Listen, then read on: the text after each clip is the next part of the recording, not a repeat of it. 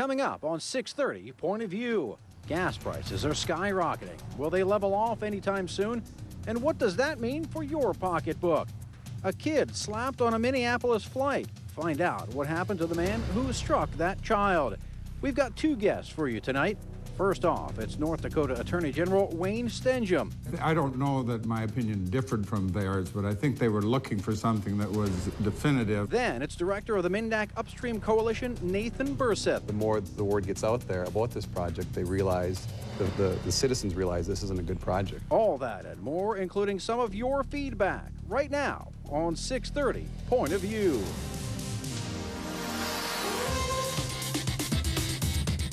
Hello and welcome to 6:30 Point of View. I am Robert Hahn. And I'm Chris Berg. Oh, I thought it was Chris Brown. Wow, that is just low. You got teased as Chris Brown earlier.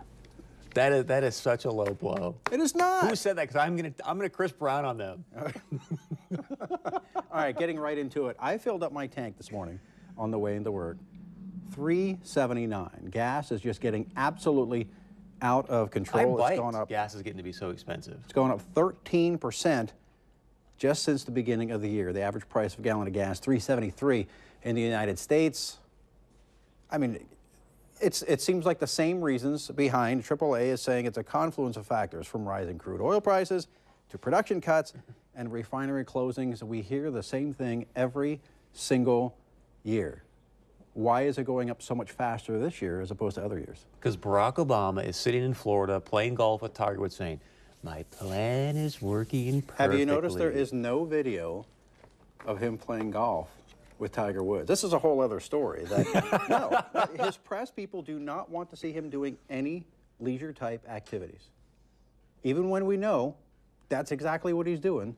I saw a story yesterday that says you will not see him doing leisure activities. You might see a photograph here and there, but you will not see video of it. Any particular reason? They feel like that's fodder for the Republican Party to say, hey, there's a lot of problems going on. This guy's golfing with Tiger Woods. Well, guess what? He's golfing with Tiger Woods. All right, we're getting off subject here. Anyway, gas prices. I mean, it's the same thing each and every year.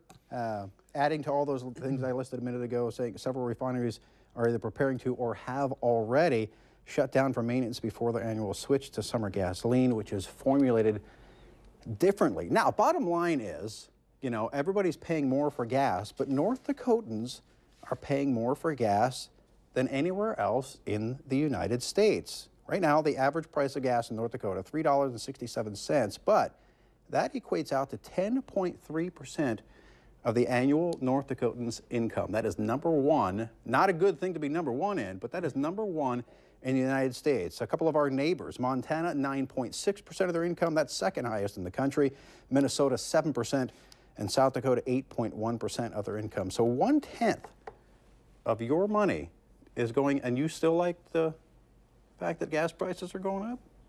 Of course I don't like that. I mean, here's the saddest thing to me You is that... just said that. No, I said that Obama is sitting in Florida and my plan is working perfectly to get America off of fossil fuels. Here's the challenge, is that this is probably the most... But what is he doing otherwise? What green energies is he really You didn't putting... like the cylinder investment where we lost $500 million? That was beautiful. What monies is he really putting into alternative fuels? I don't know the specific numbers other than obviously the cylinder debacle that took place. There's been other debacles as well. But my point is that do you like paying $3.67 for gas, 10% of your income? Nobody does. I remember when it was below $1. I remember paying... You're showing your age, my friend. I remember paying 73 cents for a gallon of gasoline. But everybody he knows is going to get to the point where, look, he's talked about, I can't change D.C. inside D.C. I'm going to do it outside of D.C. You get everybody across America griping about the high prices of gas.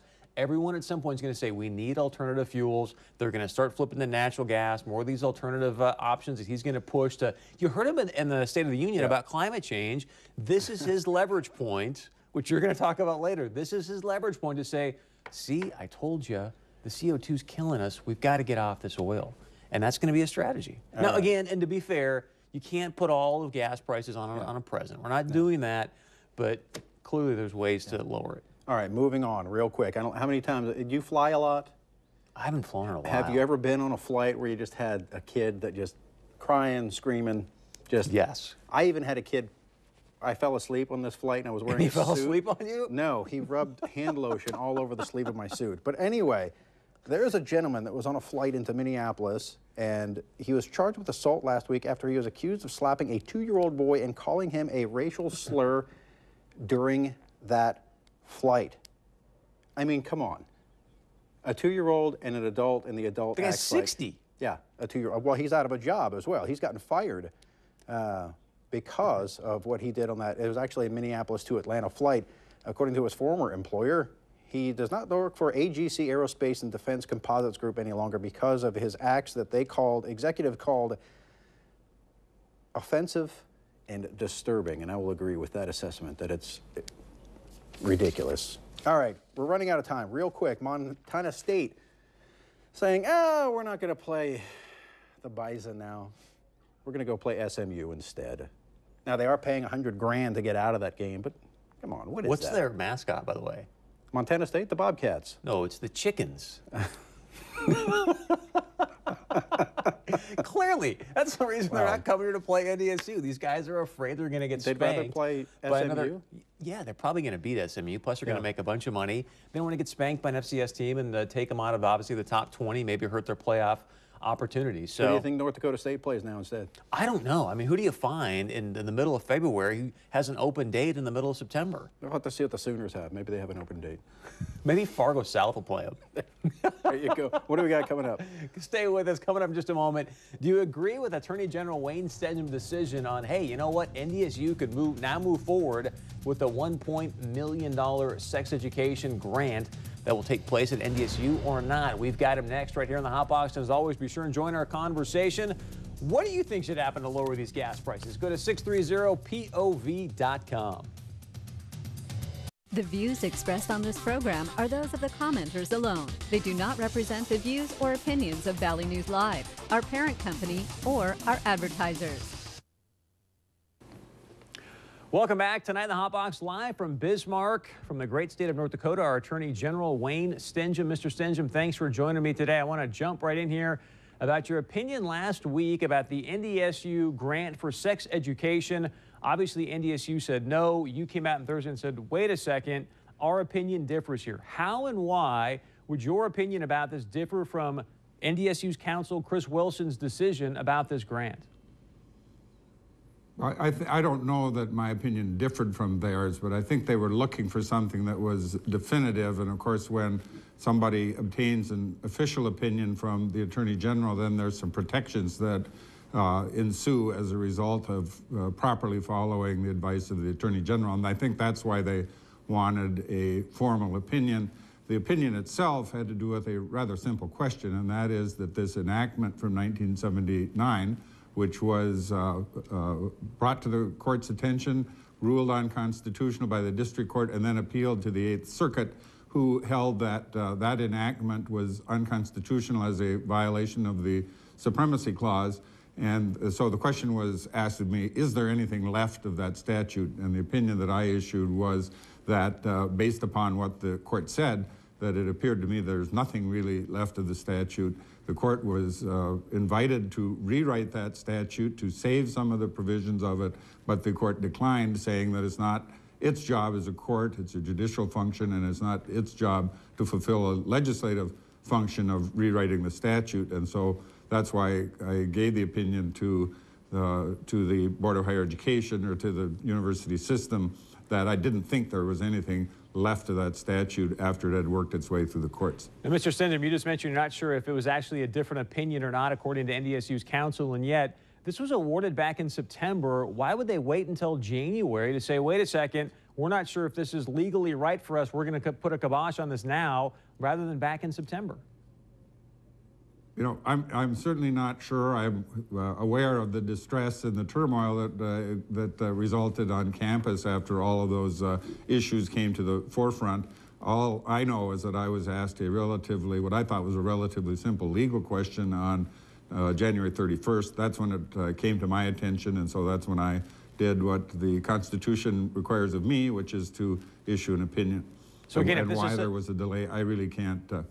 I can't really offer any opinion on why it took so long. Again, if this is such a simple legal decision, why couldn't NDSU's counsel, Chris Wilson, then make the accurate one?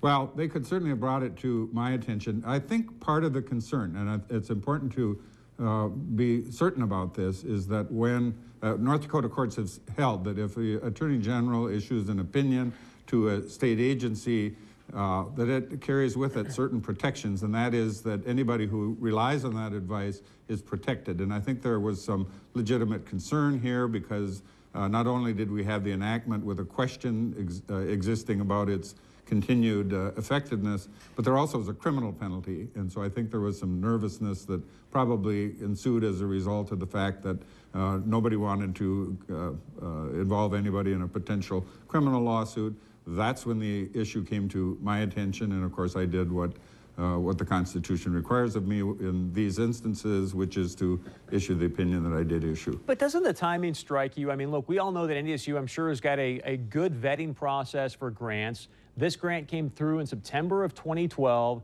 Now you get into our legislative session time. You look at our legislative body, as we all know what's been taking place here, a lot of lifehood bills, pro-life bills in our legislature.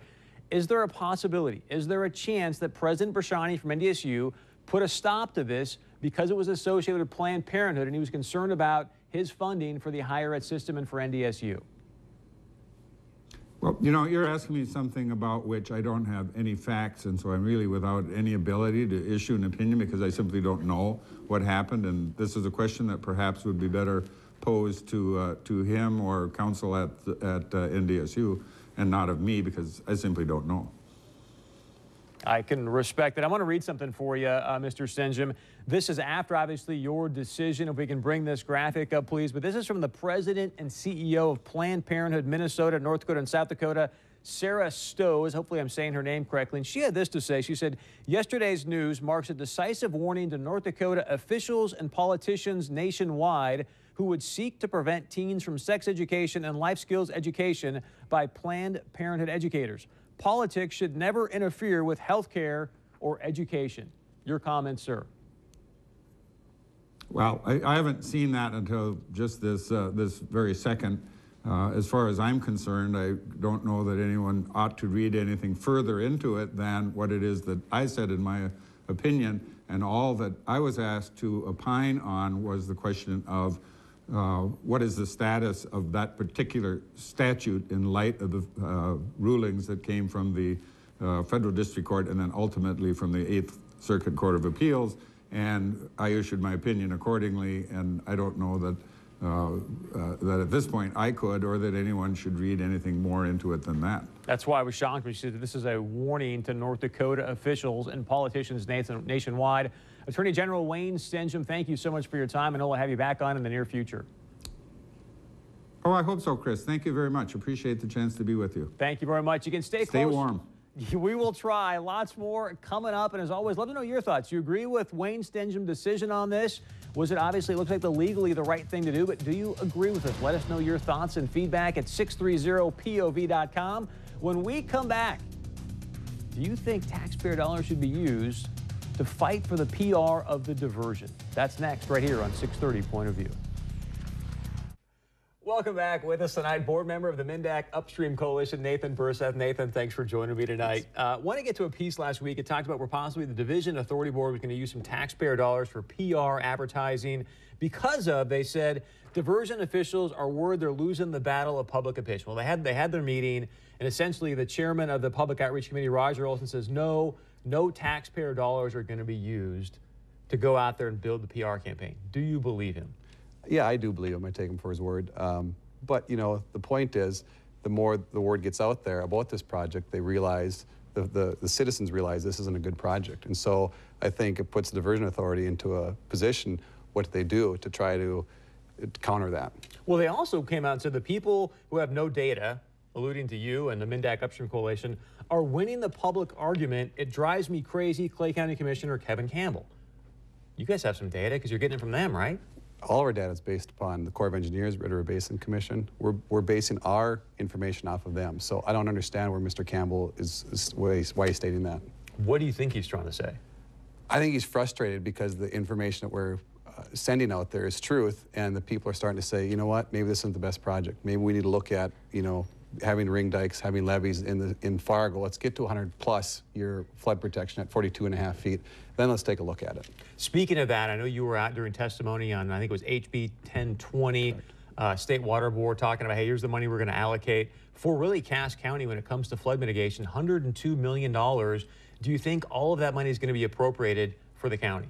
Well, as far as the Mindeck Upstream Coalition, we hope it does. We hope it's allocated to Fargo so they can use it for their ring dikes and levees. Get them to the 42.5 feet.